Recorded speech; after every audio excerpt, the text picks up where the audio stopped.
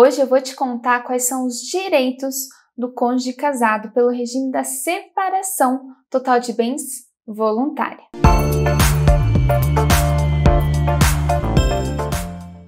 Olá, seja muito bem-vindo por aqui. Meu nome é Letícia, eu sou advogada e faço parte aqui da equipe do escritório.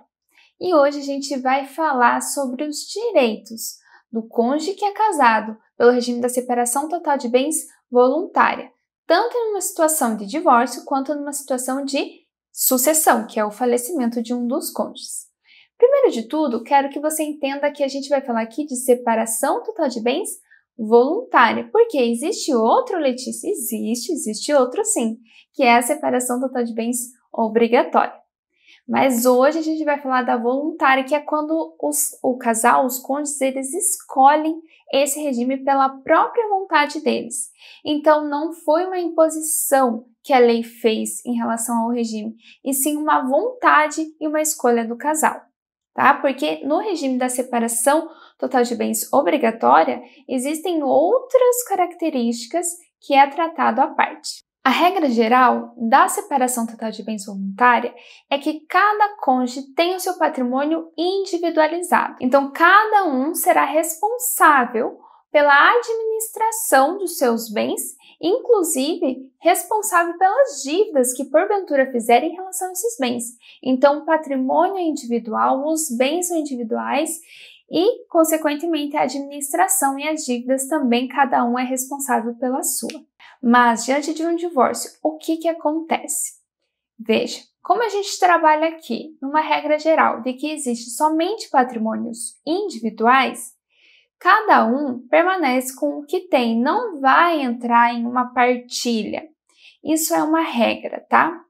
Existem algumas discussões doutrinárias quando eu falo estudiosos do direito e até jurisprudenciais, ou seja, dentro dos tribunais, discutindo a possibilidade de uma partilha quando o outro contribui financeiramente com aquilo.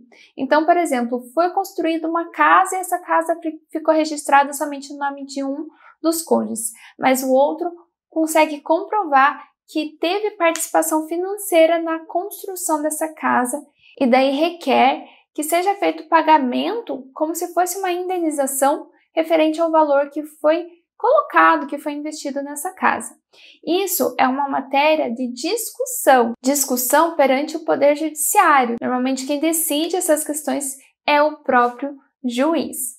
E existe uma outra questão, que é a copropriedade. Vocês sendo casados sob o regime da separação total de bens voluntária, vocês podem ter uma propriedade conjunta, que a gente chama de copropriedade.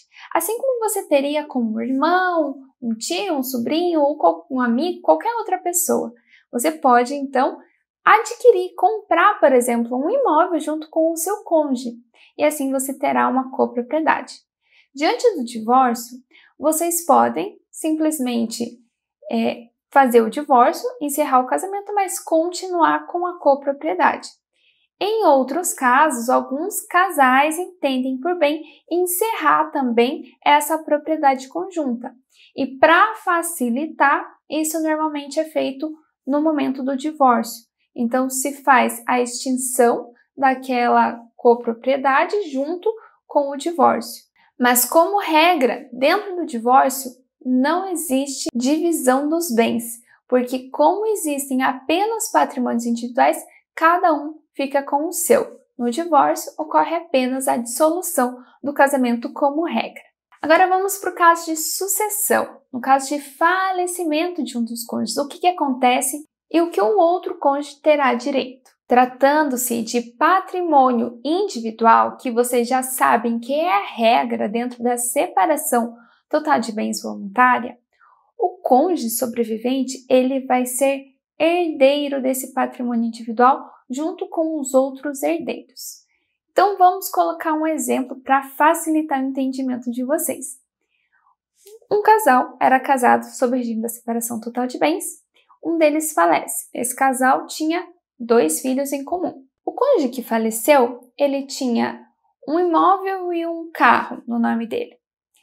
Então, cada um dos filhos, junto com o cônjuge sobrevivente, vai ser herdeiro de um pedacinho do carro e um pedacinho do imóvel.